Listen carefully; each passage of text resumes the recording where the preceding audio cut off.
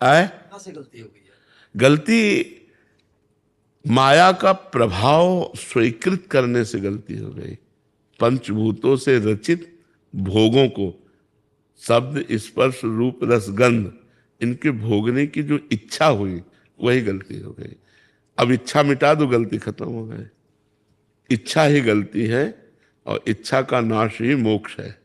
इच्छाओं का नाश हो जाना, वैसे आत्मा कभी बंधन को प्राप्त नहीं हुई। जड़ चेतन ग्रंथि पड़ गई यद्यपि मृषा, यद्यपि झूठी बात है, क्योंकि चैतन्य को कभी कोई बांध नहीं सकता। लेकिन चैतन्य ने स्वयं जड़ को पकड़ लिया हो। अब हम कहें कि कोई हमें माइक से छुड़ाए तो हंसी की बात है कि नहीं है? ऐसे हमारी दशा है। हमने स्वयं से अपने शरीर को, अपने अंतःकरण को अपना स्वरूप मान रखा है। और जब तक ये भ्रम नहीं जाएगा तब तक बात। तो ये गुरु उपासना से, शास्त्र सम्मत ज्ञान से, ब्रह्म ऋषियों के वचनों से यह ज्ञान नष्ट होता है। पर साधना जरूरी है। जैसे गर्मी सर्दी, भूख प्यास, मान अपमान, लाभ हानि, जय पराजय, इनमें समान भाव आना, क्योंकि आत्मा का स्वरूप सम है और अंतःकरण और संसार विषम है। अंतःकरण को सम करना है।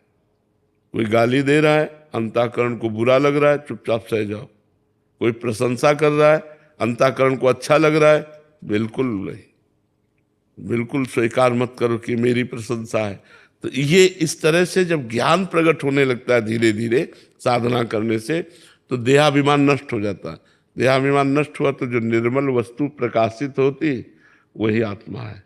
उसका प्रकाश ढक गया है त्रिगुण माया के द्वारा।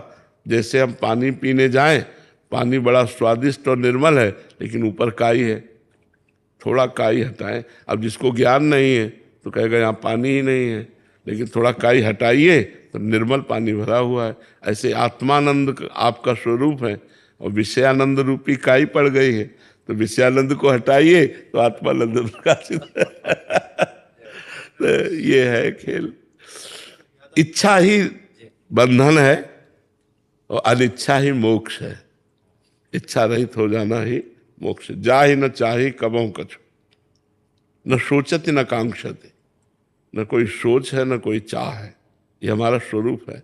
लेकिन देह को लेकर हमारी कामनाएं बढ़ गई, तो देह भाव को ही हमें ज्ञान के द्वारा नष्ट करना है।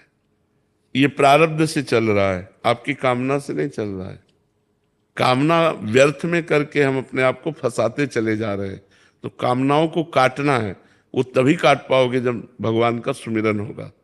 सत चिंतन के द्वारा असत चिंतन को काट करके सत और असत दोनों का त्याग हो गया, अपने स्वरूप में स्थित हो गया। तो पहले सत चिंतन के द्वारा असत चिंतन को काटने का अभ्यास करना चाहिए। जो भगवान का नाम प्रिय हो उस नाम को निरंतर चलाओ, फिर देखो आपको कैसा ज्ञान प्रकट होता है। ठीक है।